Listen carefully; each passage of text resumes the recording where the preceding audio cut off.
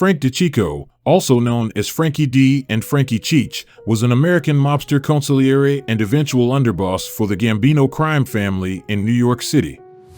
He was a close associate and trusted ally of John Gotti, who later became the boss of the Gambino family. However, to avenge the murders of Gambino crime boss Paul Castellano and his underboss Thomas Bilotti, DeCICCO's life came to an abrupt end on April 13, 1986, when he was killed in a bomb explosion outside a Brooklyn restaurant.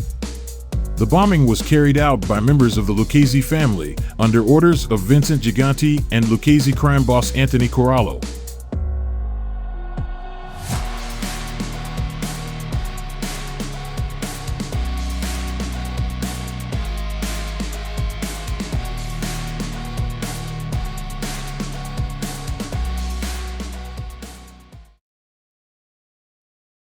Frank DeCICCO was born on November 5, 1935 in Brooklyn, New York. He was the son of Vincent Boozy DeCICCO and grew up in a family with a history of organized crime involvement. DeCICCO joined the Gambino family in the late 1960s or early 1970s and quickly rose to the rank of soldier. DeCICCO and Anthony Casso, a future underboss of the Lucchese crime family, were robbing diamond dealers and stealing trucks all over New York State in 1973. DeCICCO eventually became a protege of Gambino crime boss Paul Castellano. DeCICCO was also close to Gambino capo James Fila, whom he described as his rabbi, and under DeCICCO, his crew became the Gambino family's most powerful.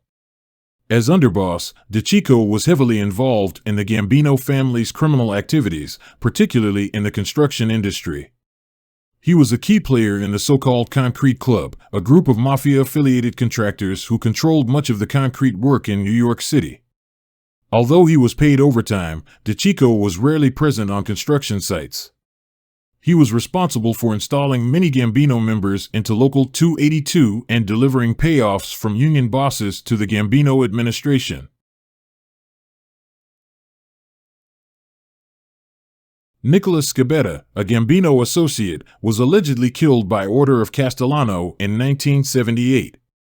Scabetta, a user of cocaine and alcohol, insulted DeCICCO's niece and got into several public fights.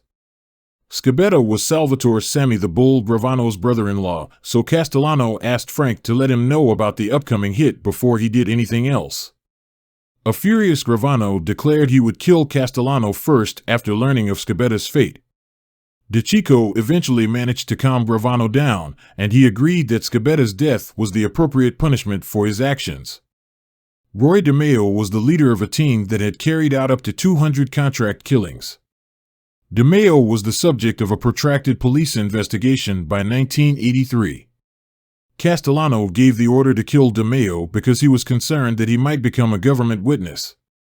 While DeCICCO's specific involvement in the planning and execution of the hit is unclear, he was certainly aware of it and was likely part of the decision-making process that led to it. According to various sources, including Selwyn Robb's book Five Families, DeCICCO was part of a group of Gambino family leaders who approved the hit on DeMeo in order to protect the family's interests. DeMeo was murdered in January 1983, and his body was later found in the trunk of his car. In 1985, DeCICCO joined forces with John Gotti and other members of the Gambino family to organize the assassination of Castellano and his underboss Thomas Bilotti. There were several factors that likely played a role. One of these factors was certainly the tension between Castellano and Gotti, which had been building for some time. Castellano was seen as weak and out of touch by many members of the Gambino family, and there were rumors that he was planning to eliminate Gotti and other high-ranking members of the organization. Another factor that may have contributed to the decision to eliminate Castellano was his failure to attend the wake of Aniello Della Croce, who was Gotti's mentor and a highly respected figure in the Gambino family. Della Croce had died in December 1985, and Castellano's decision not to attend his wake was seen by many as a sign of disrespect. Gotti made the decision to take out Castellano. DeCICCO had been close to Castellano, but he participated in the murder plot alongside Gotti, Joseph Armone, Sammy Gravano, and Frank Locascio. DeCICCO informed Gotti that he would be meeting Castellano and a number of other Gambino mobsters on December 16th at Spark Steakhouse. Castellano was urged by DeCICCO and organized crime figure James Fila to meet with Delacroce's son, as this was a good way for Castellano to make up to the family for missing Delacroce's wake. Gotti named DeCICCO as his underboss shortly after Castellano's passing and proclaimed himself the new family boss. All of the white-collar rackets that the Castellano faction had previously owned were taken over by DeCICCO. There were rumors and speculation within the Gambino family that Gravano had ambitions to become the boss himself, and that he may have been willing to support DeCICCO in a power struggle against Gotti. According to some accounts, DeCICCO was seen as a potential rival to Gotti by some members of the Gambino family, who viewed him as a more stable and pragmatic leader than Gotti. Gravano, who was Gotti's underboss at the time, was said to be aware of these tensions and may have seen an opportunity to ally with DeCICCO in order to gain more power within the organization. DeCICCO was killed on April 13, 1986, in Dyker Heights, Brooklyn, when his car was bombed after he visited Castellano supporter James Fila.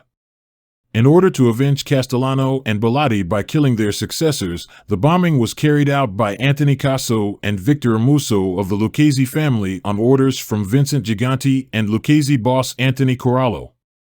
Gotti had also planned to visit Fila that day but canceled, and the bomb went off when a soldier riding with DeCICCO was mistaken for him. In the book Underboss, Gravano says, Vincent Gigante and Tony Corallo of the Lucchese family had given the green light for the hit, but Gigante's people, especially Victor Amuso and Tony Casso, had carried it out. They had intended to kill Gotti, not DeCICCO, but Gotti, knowing that the cops were all over him, had changed his plans at the last minute and was nowhere near the rave night when the bomb went off. It was a lucky break for him, but a fatal one for DeCICCO, who had taken his place. However, it is widely believed that Gotti was seen as a threat to their power in the New York City underworld and that he had become increasingly ambitious and reckless in his pursuit of leadership of the Gambino crime family. Gotti had also been involved in the assassination of Paul Castellano, who was the boss of the Gambino family at the time, which may have angered other members of the mafia hierarchy. Gotti directed that all Gambino-made men and associates attend DeCICCO's wake, which was held at a funeral home near the bombing site over 2 days. Gotti eventually appointed Capo Joseph Armond as underboss to replace DeCICCO.